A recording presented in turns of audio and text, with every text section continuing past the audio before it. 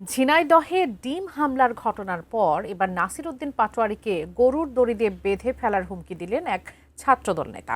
এমন বক্তব্যকে ঘিরে রাজনৈতিক অঙ্গনে নতুন করে উত্তেজনা তৈরি হয়েছে। তবে কি কারণে হঠাৎ নাসির উদ্দিনের উপর চড়াও হলেন তিনি, জানাচ্ছেন মেহেদী হাসান।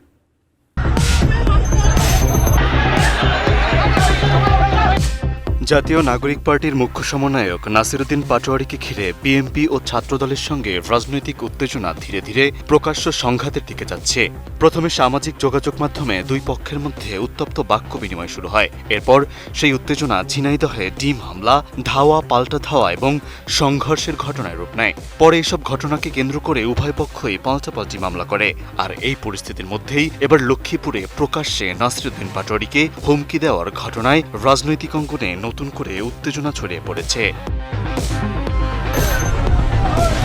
রোববার লক্ষ্মীপুরের রামগঞ্জে ছাত্রদলের আয়োজিত একটি বিক্ষোভ মিছিল ও সমাবেশে বক্তব্য দেন জেলা ছাত্রদলের যুগ্ম আহ্বায়ক জহির রায়হান বাবু। প্রধানমন্ত্রী তারেক রহমান ও বিএনপি নেতাদের নিয়ে অশালীন মন্তব্যের প্রতিবাদে এই কর্মসূচির আয়োজন করা হয়। সেখানে বক্তব্য দিতে গিয়ে তিনি নেতাকর্মীদের উদ্দেশ্যে বলেন, কোরবানির গরুর দড়ি যত্ন করে রেখে দিতে হবে, কারণ নাসির উদ্দিন পাটোয়ারি রামগঞ্জে এলে তাকে সেই দড়ি দিয়েই বেঁধে ফেলা হবে। একই সঙ্গে কোনো ছাড় দেয়া হবে না বলেও হুঁশিয়ারি দেন তিনি। কোরবানির পশু জবাই করার পর যে দড়ি রয়ে যাবে ওইটা দিয়ে বেঁধে ফেলবো।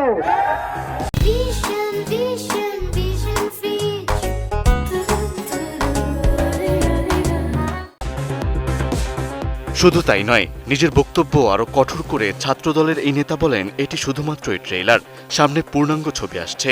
যারা বিএনপি ও যুবদলকে নিয়ে কটূক্তি করবে তাদের কাউকেই ছাড় দেওয়া হবে না। একই সঙ্গে তিনি দাবি করেন, কেউ শান্ত পরিবেশ নষ্ট করার চেষ্টা করলে ছাত্রদল আরো কঠোর অবস্থানে যাবে।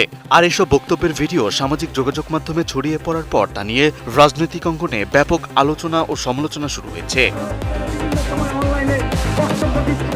এদিকে এর আগে গত 22 মে ঝিনাইদহ সফরে গিয়ে স্থানীয় ছাত্রদল ও এনসিপি নেতাকর্মীদের মধ্যে সংঘর্ষের ঘটনা ঘটে।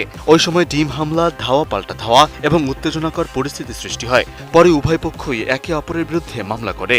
এরই ধারাবাহিকতায় রোববার সন্ধ্যায় সংবাদ সম্মেলন করতে যাওয়ার সময় এনসিপির যুগ্ম সদস্য সচিব তারেক রেজাকে গ্রেপ্তার করে ঝিনাইদহ সদর থানা পুলিশ। পুলিশের দাবি, ছাত্রদল নেতার করা মামলায় তাকে গ্রেপ্তার করা হয়েছে।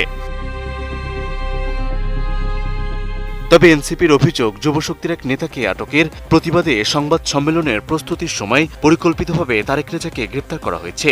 এর মধ্যেই সামাজিক যোগাযোগ মাধ্যমে জহির রায়হান বাবুর বক্তব্যের ভিডিও ছড়িয়ে পড়ার পর পরিস্থিতি নিয়ে নতুন করে আলোচনা শুরু হয়েছে।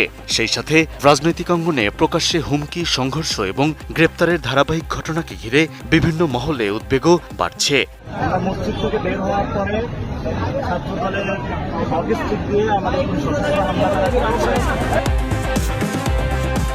মেহেদী হাসান, এটিএন নিউজ।